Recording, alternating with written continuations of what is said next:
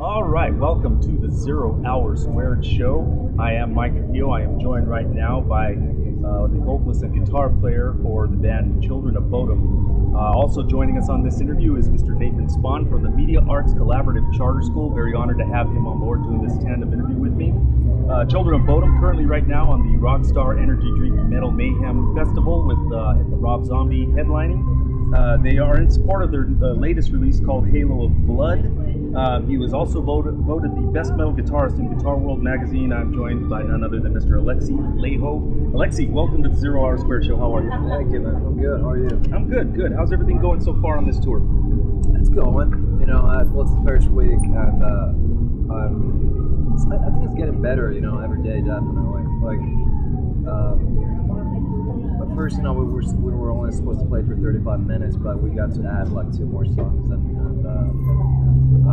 I don't know, man. You know, it's definitely it's been better than I thought, and the crowd has been amazing every single night. So I'm happy so far. What was the very first show like? I know you guys are 6 or 7 deep right now, so it's very early on in the tour. But the very first night, is it all about getting the kinks out, or did it go by the book, by the numbers? Yeah, you know, first night it's always hectic. You know, it's always kind of there's a lot of crap going on, and just. But I think this time around, though, it was surprisingly good, though. Like, they were, I mean, at least, you know, as far as, like, you know, our show and you know, the whole night, it was pretty smooth. So, right. And then the latest release, of course, is Halo in Blood, and it's on Relapse Records. Kind of tell us about the album itself and how long has it been out, all that good stuff. Well, the first thing would be that it's called Halo of Blood. Dude, we were cracking out doing homework the last. Yeah. You can hit me with your guitar hand later. I just have to be a wise ass. That's all right. Anyways, you're setting me up on my toes. Yeah, so it came out about a month ago.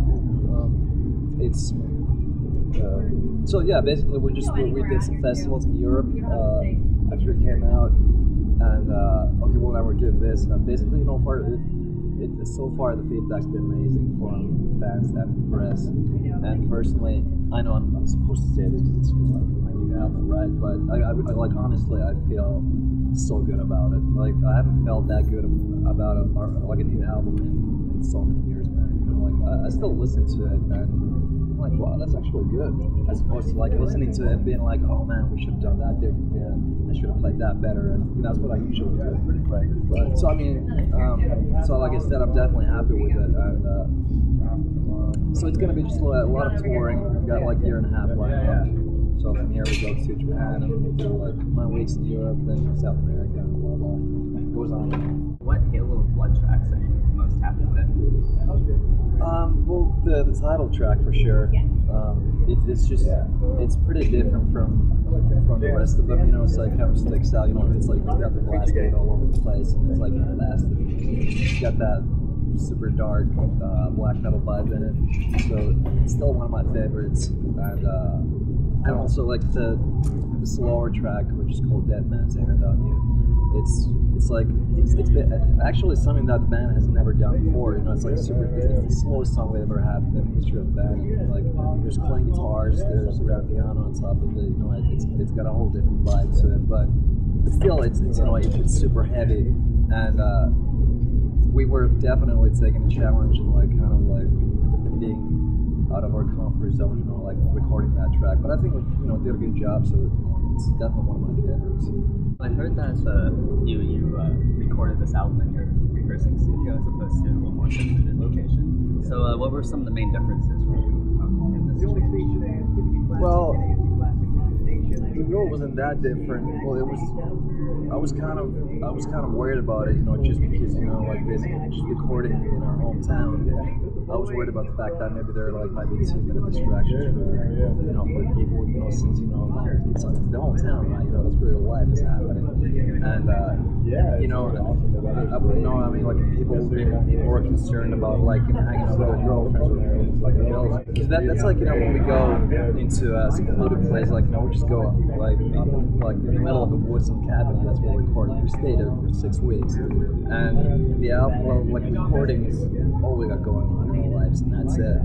So we're just used to that, so I was kind of worried that people might not be so, you know, into it. Anyway, it turned out to be a really good idea, and it went well, so. they just did a video for Transference for the album, and that was recorded in Poland. Is that correct? Yeah. Why Poland? Oh man, you know, the management actually, they picked the company and they said that supposedly there's the video company in Poland that, you know, they have the best equipment but cheaper prices, so that's why they wanted to use it. It's a beautiful video, really well shot. You look great on it, by the way. And you jamming out your guitar. I wanted to talk about some of the technical aspects in terms of your piece, your weapon of choice. What is your weapon of choice? What also, as far as all the other technical stuff, your amps, all that. What equipment do you use? I got the ESP guitars. Well, basically, you know, that's I'm just so comfortable with that particular guitar. You know, so I mean, I have like 5 of them, you know, but they're all pretty much the same. But of course, they're all custom made, so I mean, they're not exactly the same. And it's very simple, and it's just perfect for metal. And the thing is that, to me, also with the amps, you know, I like to keep it simple. I like to keep it very rock and roll and just dry.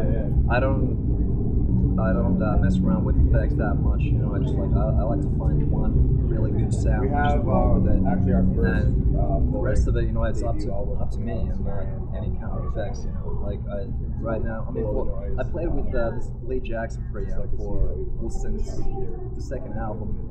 And it's got this really, like, super dry, like, mid-range sort of, it's like 80s sounding guitar. It's like very unforgiving sound too. It's like, you know, if you mess up, you're gonna hear it. Everyone's gonna hear it. You know? Right. So that means that, you know, so you actually have to know how to play. How did it feel to have that accolade of best metal guitarist in Guitar World? That was great. Sure, man. You know, it's like when you get that kind of recognition and appreciation for your hard work. Of course, it's, you know, it definitely feels good. You know, but then again, you know, it's kind of a thing. You know, if you're number one on some list, that's great. But you got more money to just keep on doing what you do. Like, if you get that mentality that you're the best, that's gonna tell me. Yeah, it also gives a separation from you and the rest of the crew in the band. Yeah. You don't want that kind of. Yeah, so it's just like, you know, I enjoy it for a second. You encompass some influences that I love a lot, and that would be Bill Steer from Carcass, and you remind me sometimes vocally of Korn or early thrash. Is that a kind of fair assessment, or is some of your influences completely different from that? Well, a lot of it comes from like old school black metal, for sure. Like old Creator too. On this album, you had the fastest and slowest songs you've ever played. So, do you feel like you're in future albums you'll experiment more musically or lyrically? I honestly don't know. I never plan anything. Like I never have any idea what it's gonna be like when I start writing music. You know, I just like I try to clear my head. You know, I want to like get everything out of my head. I don't plan anything. Think about what it should sound like, or you know, like what people might expect, or you know, any of that crap. You know, just keep it out of your head. You know, do it naturally. And that's how I write music. For me, that's the only way to do it. Your thoughts or feelings, I'm sure you've heard a million times this question, but Jeff, the late great Jeff Hammond, especially you being a guitar player, influential obviously, that would be kind of an understatement, but I mean, just, did you have any interactions, maybe a story that you had that might be unique or funny or crazy about Jeff Hammond?